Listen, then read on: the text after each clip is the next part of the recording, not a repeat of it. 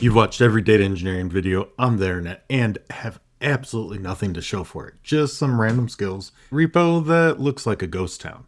You spent weeks learning Spark, another week trying to connect 5 different tools, and still nothing. You're not alone. This is tutorial hell, and I am breaking you out. This is your escape plan, a 30-day battle plan to build real end-to-end data engineering projects on Databricks. Use this exact framework that I use to help my coaching clients land data engineering jobs, and now you get to steal it. Week 1, foundations and project scoping. All right, let's jump into this. Week 1 is where we build our foundation, and if you mess this part up, your project is completely doomed. I am serious. So, days 1 to 3, the Python and SQL crash course. Let's be real. SQL and Python are not optional. You literally cannot be a data engineer without them. You don't need to be a coding god to start. We are focusing on the essentials. For Python, you need the basics. Lists, dictionaries, functions, and making API calls with that request library. You should also learn the fundamentals of PySpark data frames because without them, you are stuck with pandas. PySpark is built for big data. Your mission here is to write a script that can fetch data without blowing up.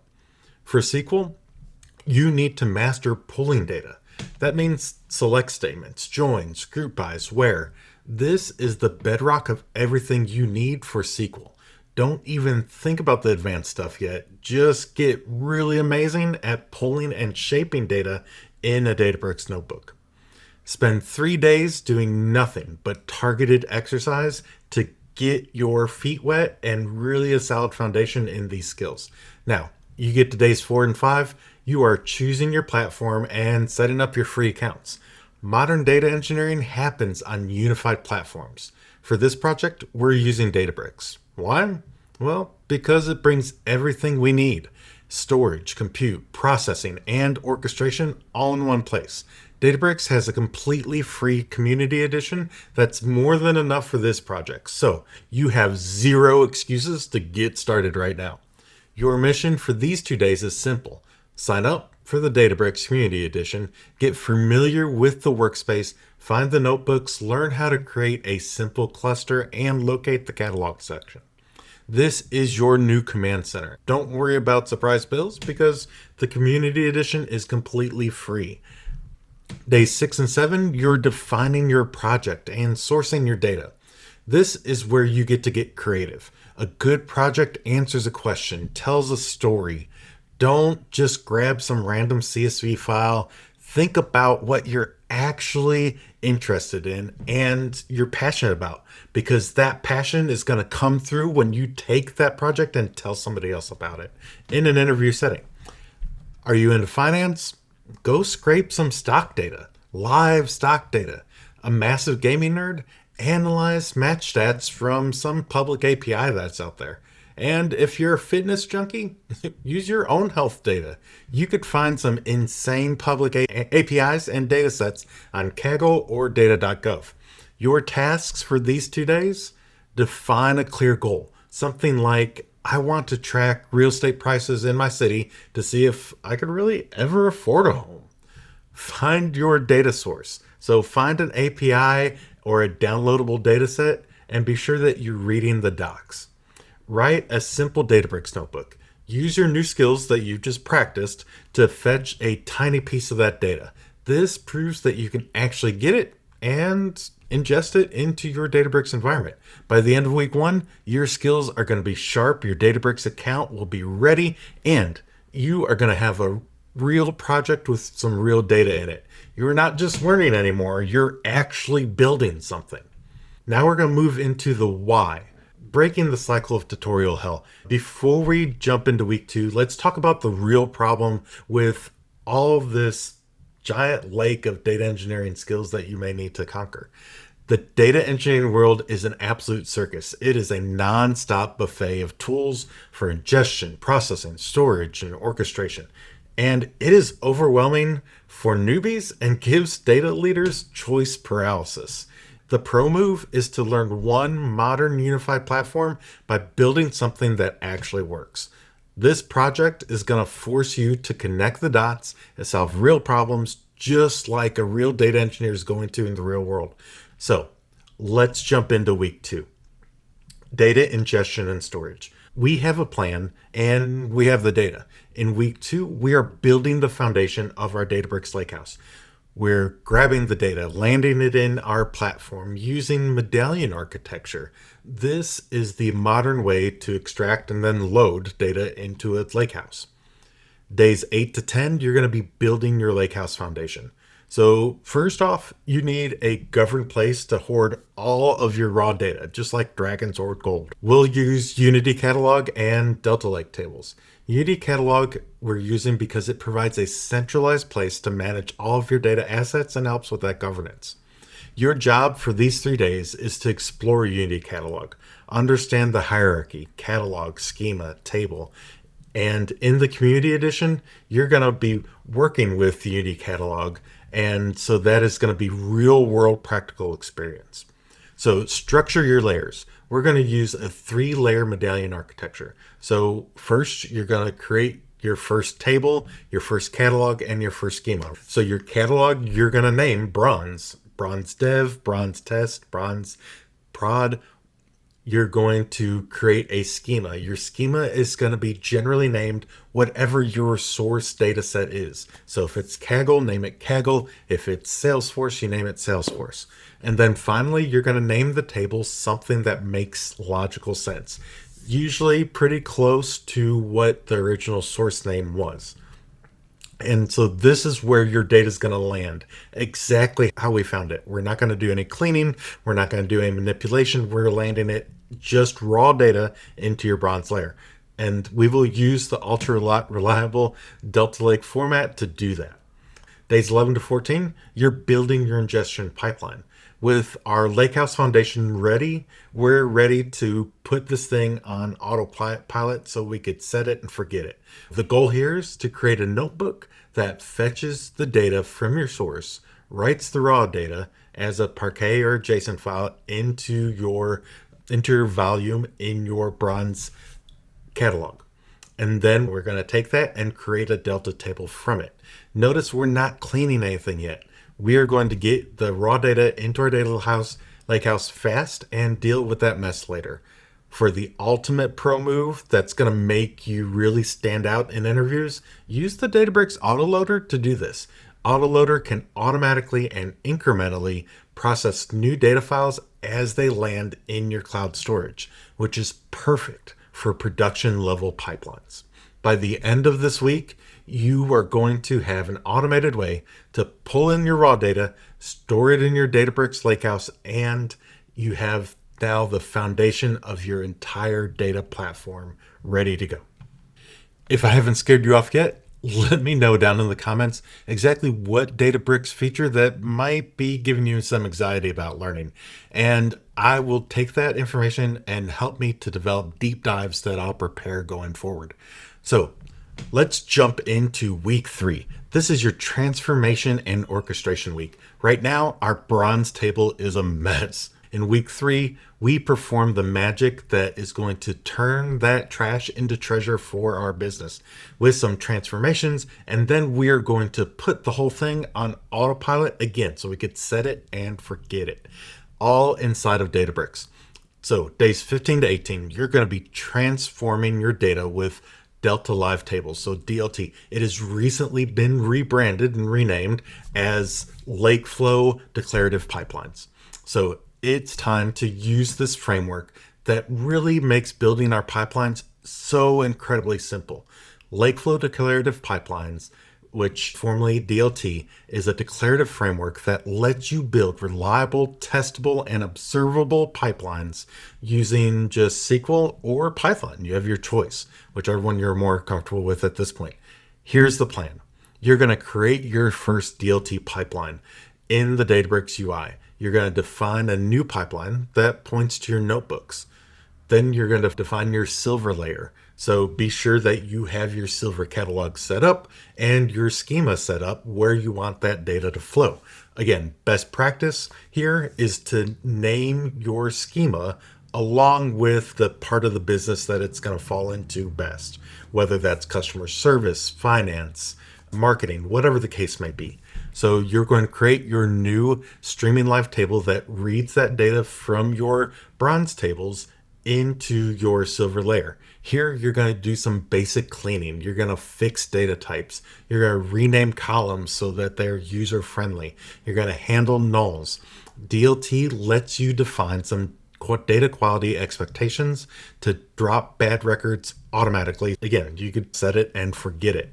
You're going to define your gold layer. Finally, we get into this gold concept. So you're going to create your gold live tables. These are going to be aggregated tables ready for your analytics. The way that you see this in most businesses is you have your gold as your catalog, and for your schemas, again, along the lines of your business groupings, HR, finance, marketing, customer service, so on and so forth. So you're going to create these gold tables. And for instance, you could create a gold table called monthly average prices, right? Maybe price by zip code. So you're going to be using the DLT to do that and create that query so that it's automatically flowing from bronze to silver to gold. By using DLT, you're not just running some random queries. You're building reliable, testable, and documented transformation within your Databricks factory that you've built with some built-in data lineage. Next, you're going to be focusing from days 19 to 21 on orchestrating with some Databricks workflows. So we have our ingestion notebooks and a DLT pipeline, but we don't want to get up at midnight to hit some button to kick these off. We need basically a robot babysitter. So enter stage right, Databricks workflows. Workflows are the native orchestrator inside of Databricks that really lets you schedule and monitor your entire data ecosystem.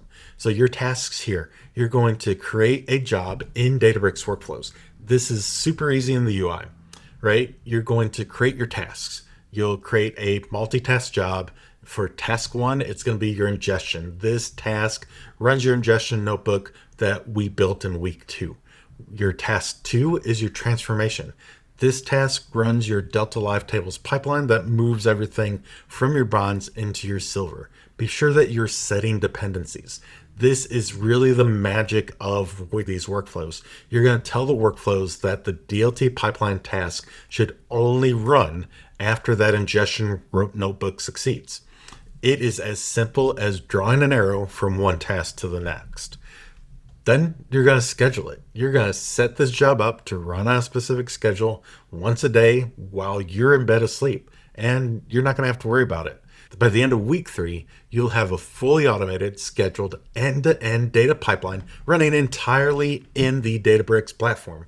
This is what enterprises use day in and day out to get their data. You've done it. You are now literally a real data engineer. Now, in week 4, we're going to be talking about documentation and your portfolio. Your pipeline is working now, right? It's exciting. You've got stuff flowing from one end to the other of your Medallion pipeline. But if that pipeline runs and nobody's using the data in it, who cares? There's no value. So week 4 is about showing off and, more importantly, packaging this project so it gets you a job and really lands hard in your next interview. So days 22 to 24, visualization and serving up that data. Your beautiful, clean data is sitting in your gold tables, right? So it's time to make it look awesome. The easiest way will probably be Power BI, but the built-in Databricks SQL and its dashboarding tool is really a showstopper. So I want you to use that so that you could really show off in your interview. So use the Databricks SQL to write queries against your gold tables and build a simple dashboard directly in the platform. If you made that monthly average price by zip code table, be sure that you're doing things like making a line chart showing that trend. This proves your pipeline has a purpose. and creates real business insights. So days 25 to 28 is your documentation and portfolio write-up. Listen up. This is the most important part of this entire portfolio challenge. Master this, and you're going to nail that next interview. You are going to write the world's best README markdown file. You're going to do this and you're going to save it in GitHub. And a great README is so much more valuable to a hiring manager than your code is. You must write up this file to include your project summary, which is going to be about a paragraph explaining what you built and why it's so amazing.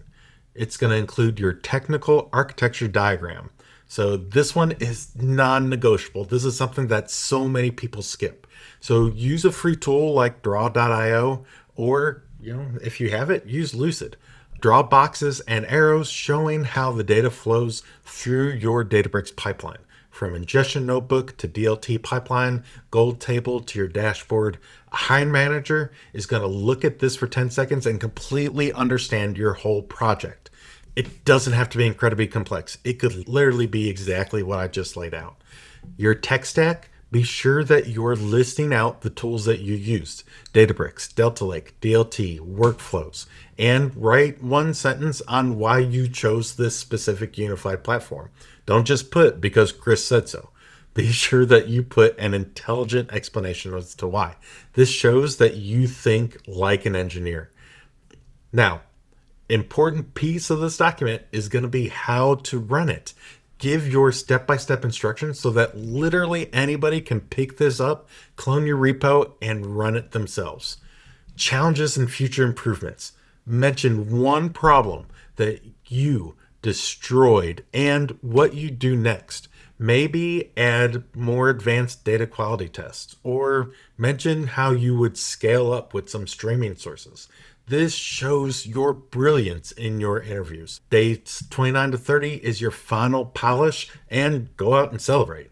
Spend the last 2 days cleaning up your code, rereading your README, and making your GitHub repo look unbelievably professional. Part of cleaning up is if you have touched any type of AI or ChatGPT to help you generate any of this code, be sure that you're cleaning things out of it that are really telltale signs that you used AI. Things like the emoji check marks and X's that they put in. Things like numbered documentation of all the steps that you used. It is good to document your code. Don't over document, and make sure that you clean out any of those telltale signs. You have to go out and celebrate. You just built an insane data engineering project in 30 days. You escaped that tutorial hell and built a real asset that proves that you can really do it. In week 1, we crushed the fundamentals. In week 2, we built a lakehouse foundation and ingestion pipeline. Week 3, the magic of transformation and orchestration with DLT and Databricks workflows. And week 4, we made it all worthwhile with a dashboard and a portfolio write-up that is gonna get you hired. This framework isn't just theory, it is practical, a proven path.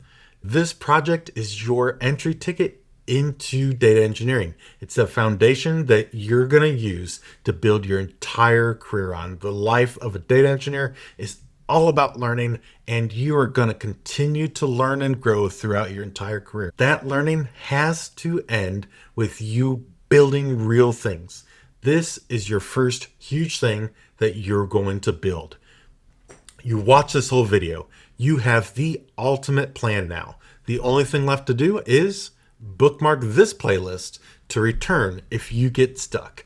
And if you want 3 personalized projects with live video chats and expert advice, join my approaching program before it fills up. I only have a couple spots left, so jump right in.